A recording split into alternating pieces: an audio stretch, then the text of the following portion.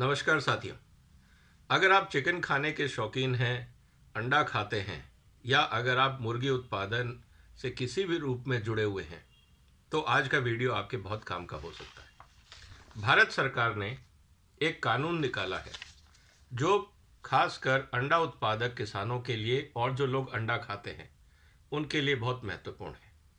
आइए चर्चा करते हैं कि आज के इस कानून में क्या मुद्दे ऐसे हैं जिनके बारे में हमें जानकारी होना ज़रूरी है। ये जो कानून बनाया भारत सरकार ने, ये prevention of cruelty of animals act जो है, जिसमें आप पशुओं के साथ दुर्व्यवहार नहीं कर सकते, उससे संबंधित जो कानून है उसके तहत ये नोटिफिकेशन इशू हुआ है। और ये एग लेइंग हेंस जो अंडा देने वाली मुर्गियां हैं उनका रखरखाव कैसे हो, उनमें किन बातों का ध्यान रखा जाए, इस बात को लेके इस कानून में चर्चा की गई है। जैसा कि हम जानते हैं कि जो मुर्गियां हैं वो बहुत सेंसिटिव होती हैं, उनके रखरखाव पे बहुत ध्यान रखना पड़ता है। किसान अक्सर इस बात को जानते हैं, इसीलिए जब कोविड-19 का प्रकोप हुआ था इस देश में, तब भी मैंने कहा था कि हमें जो पशुपालक हैं उनसे सीखना पड़ेगा कि वायरस को कैसे कंट्रोल में किया जाता है। इसको बायोसिक्योरिटी बोलते हैं। कोई भी मुर्गी का किसान आपको अपने खेत में नहीं ले जाएगा, मतलब कि मुर्गी के फार्म पे नहीं ले जाएगा, क्योंकि आप और हम संक्रमण का एक कारण हो सकते हैं। इसीलिए मुर्गी का किसान बहुत सजग रहता है अपने उत्पादन के लिए, अपनी मुर्गियों के लिए। ये जो कानून है, ये जो नई गाइडलाइन है, ये मुर्गियों के वेलफेयर के लिए है और मुर्गियों के वेलफेयर के साथ साथ हम लोगों के स्वास्थ्य का भी इसमें ध्यान रखा गया है। उदाहरण के लिए ये कानून ये बोलता है कि जो भी मुर्गी का फार्म लगाएगा उसको अपने फार्म का रजिस्ट्रेशन करवाना होगा, ताकि ये पता लग जाए कि हिंदुस्तान में कितने मुर्गी के किसान हैं और उनका उत्पादन कितना है। आप ये कहेंगे कि इंस्पेक्टर राज की ज़रूरत क्या है? बिल्कुल सही है, लेकिन जब आपदा आती है, मान लीजिए कल को बर्ड फ्लू आ गया, जब इस देश में पता ही नहीं होगा कि मुर्गी का किसान कौन है, किसका कितना नुकसान हुआ है, तो भारत सरकार अगर आपको कंपनसेशन देना भी चाहेगी तो कैसे देगी? या अगर आपके फार्म का इंश्योरेंस करवाना होगा तो इंश्योरेंस कंपनी आपको इंश्योरेंस कैसे देगी, क्योंकि उसके पास तो कोई जानकारी है ही नहीं।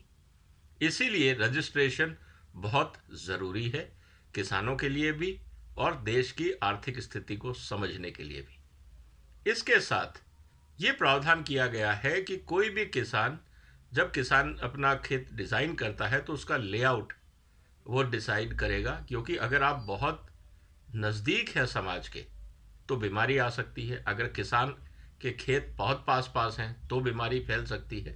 तो ये चीज़ें बहुत इम्पॉर्टेंट हो जाती हैं। साथ ही साथ बायोसिक्योरिटी प्रोटोकॉल, क्योंकि बर्ड फ्लू एक बहुत कॉमन बीमारी है मुर्गियों के लिए, अक्सर बहुत किसानों का नुकसान होता है इससे, तो उसको कैसे रोका जाए इसकी भी गाइडलाइंस सरकार वक्त पे बनाती रहेंगी और जो किसानों को अपनानी होगी। उसके साथ जो इम्पोर्टेंट चीज़ ये है कि क्या आपने मुर्गियों को ढंग से अपने खेत में रखा है या नहीं, या ओवर स्टफिंग जिसको हम बोलते हैं कि रखने की जगह है 1000 की और आपने 2000 मुर्गियां डाली हुई हैं। इसमें यह कहा जाता है कि क्या आप मुर्गियों के साथ क्रुएल्टी तो नहीं कर रहे हैं? लालच में आके आपने ज़रूरत से ज़्यादा तो मुर्गियां प्लेस नहीं कर दी खेत में। इससे मुर्गियों में बीमारियां होती हैं, उनका उत्पादन घटता है और सबसे बड़ी बात, मुर्गियों को रहने के लिए, उनके अपने जीवन यापन के लिए भी बहुत कष्ट उठाने पड़ते हैं। इस पे अब नज़र रखने की एक तैयारी सरकार ने करी है, जिसको आप कह सकते हैं क्रुएल्टी अगेंस्ट एनिमल्स को रोकना होगा।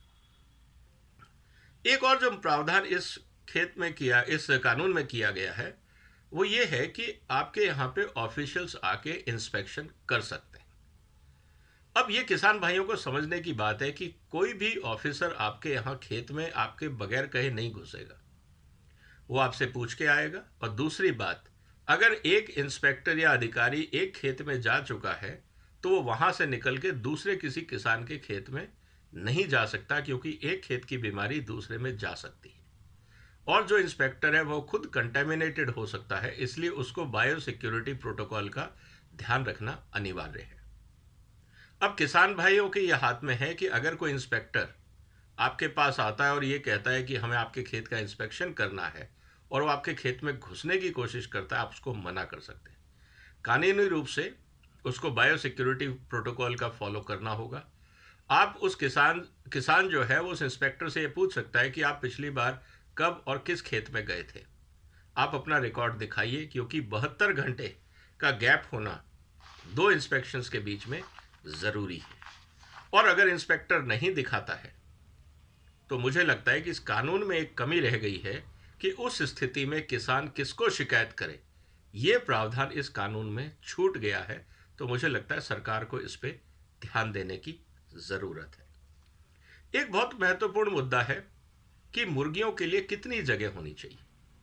इस कानून के हिसाब से 550 स्क्वायर सेंटीमीटर एक मुर्गी के हिसाब से आपको फार्म डिज़ाइन करना है।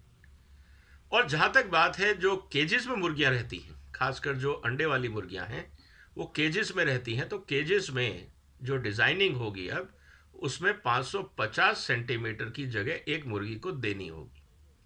अब एक केज में एक या दो मुर्गी आप नहीं रखेंगे, आपको कम से कम वहाँ पे 6 से 8 मुर्गियाँ रखनी होंगी। आप केज छोटा नहीं बना सकते, चाहे आप उसमें मुर्गियाँ कम रखें, लेकिन आपको कोई भी केज होगा वो कम से कम 6 मुर्गी से 8 मुर्गी की जगह का प्रावधान उसमें होना ही होगा। ये कानूनी रिक्वायरमेंट हो गई है। कारण ये है कि जब मुर्गी उस पिंजरे में होगी तो अपने पर फैला सके। अगर वो इधर उधर घूमना चाहे, लेटना चाहे, सोना चाहे, तो वहाँ पे पर्याप्त जगह होनी चाहिए, ताकि मुर्गी भी अपनी ज़िंदगी में कष्ट ना उठाए और ढंग से रह सके। उसके अलावा जो बहुत महत्वपूर्ण बात है, अभी तक तो हमने मुर्गी पालकों की बात करी, अब जब ये कानून बदला है मुर्गियों के केजेस का, ये एक बहुत बड़ा व्यापारिक अपॉर्चुनिटी भी खुल के इस देश में आ गया है। बहुत सारे स्टार्टअप्स, बहुत सारे लोग जो व्यापार ढूंढ रहे थे, उनके लिए ये कानून सैकड़ों हजारों करोड़ का एक बाजार खोलता है। उसकी चर्चा मैं अगले एपिसोड में करूंगा, लेकिन आज हम चर्चा कर रहे हैं इस कानून के प्रावधान क्या है। अभी तक हमने बात करी किसान और खेत से संबंधित क्या होना चाहिए था। अब मैं आपको बताऊंगा एज ए कंज्यूमर, अगर आपको अंडा मुर्गी खाने का शौक है तो आपके लिए एक चिंता की भी बात है और एक अच्छी बात भी है जिस पे आपको नज़र रखनी चाहिए। देखिए, बहुत सारी कंपनियां जो एंटीबायोटिक बनाती हैं वो किसानों को एंटीबायोटिक मिस सेलिंग करके कहती हैं कि ये ग्रोथ प्रमोटर है, आप इसको फीड में मिलाइए, पानी में मिलाइए और मुर्गी को खिलाइए, इससे मुर्गी तंदुरुस्त रहेगी, उसका वजन बढ़ेगा और आपका मुनाफा बढ़ेगा। ये बहुत खतरनाक एडवाइस है। जो भी कंपनी और जो भी सेल्समैन या जो भी डॉक्टर्स एंटीबायोटिक का यूज प्रमोट कर रहे हैं वो समाज के साथ बहुत बड़ा खिलवाड़ कर रहे हैं। अब मैं आपको बताता हूं कि अगर एंटीबायोटिक की मात्रा आपके खाने में, आपके शरीर में ज़्यादा है तो उसके कितने घातक परिणाम हो सकते हैं।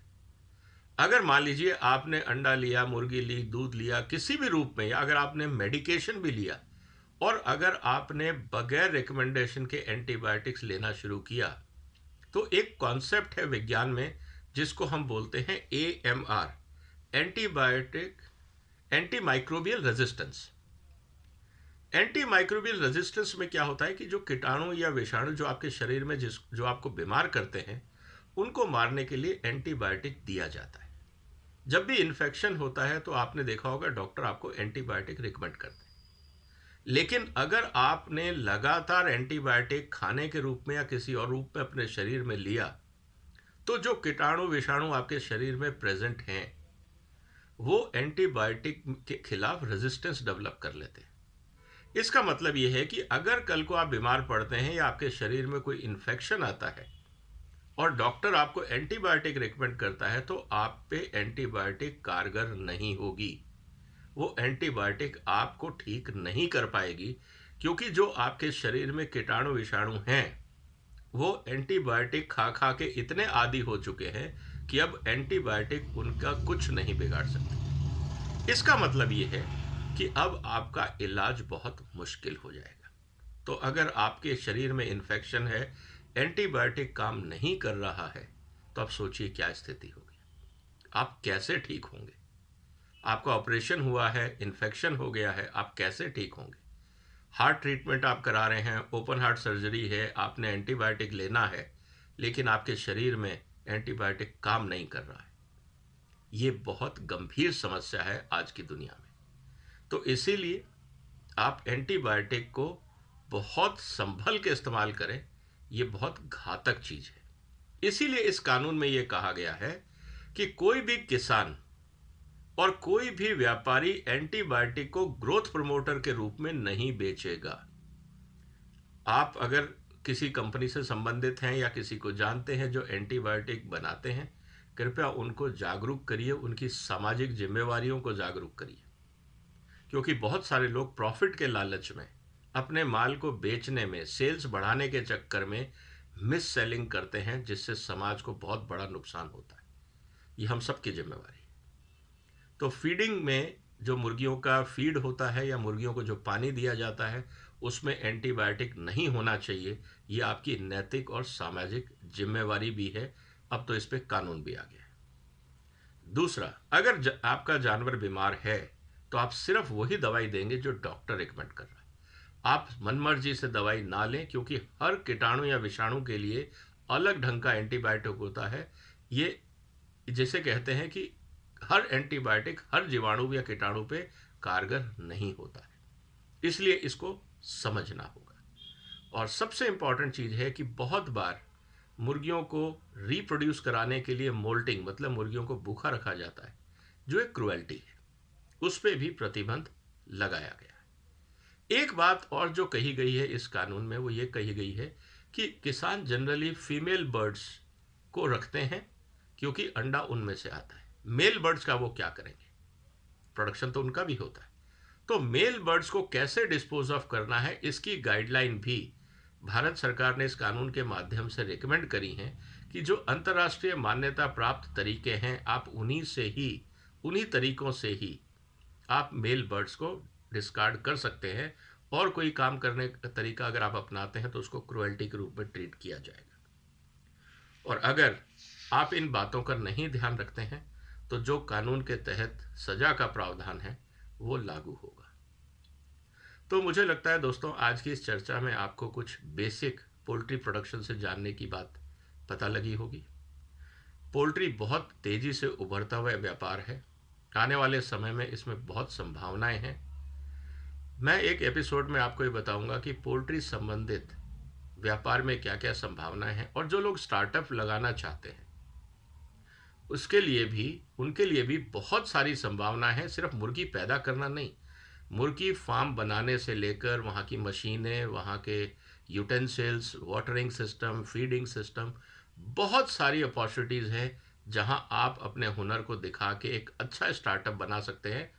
क्योंकि मुर्गी उत्पादन हिंदुस्तान में करीब 1.25 से 1.5 लाख करोड़ का व्यापार है, और 2029 तक हिंदुस्तान के हर मुर्गी फार्म को, जो अंडा उत्पादक फार्म है, उसको जो गाइडलाइंस मैंने बताई, जो एरिया बताया मुर्गियों के रखने के लिए, उनका पूरा हाउसिंग सिस्टम बदलना होगा। अब आप समझिए कि सैकड़ों हजारों फार्म हैं और 5 साल का टाइम है। इसका मतलब ये है कि हमारे को आने वाले दिनों में हर साल सैकड़ों हजारों फार्म को मॉडर्नाइज करना होगा। बहुत बड़ी व्यापारिक अपॉर्चुनिटी हमारे सामने आई है। चर्चा करेंगे अगले एपिसोड में।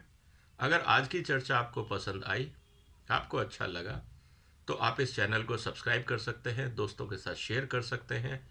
आने वाले दिनों में मैं आपके साथ और बहुत सारी वो जानकारी शेयर करूंगा जो आपके फ़ायदे की होगी, चाहे वो कानूनी रूप से हो, चाहे वो व्यापारिक रूप से हो, चाहे वो आपके एजुकेशन के लिए हो, कैरियर के लिए हो, या एम्प्लॉयमेंट के लिए हो, या इन्वेस्टमेंट के लिए हो। ये एक प्रयास है आप लोगों तक सही जानकारी, तथ्यों के आधार पर जानकारी पहुंचाने का। आप लोगों ने वक्त निकाला, इसके लिए आप सबको आभार। बहुत बहुत धन्यवाद। वंदे मातरम।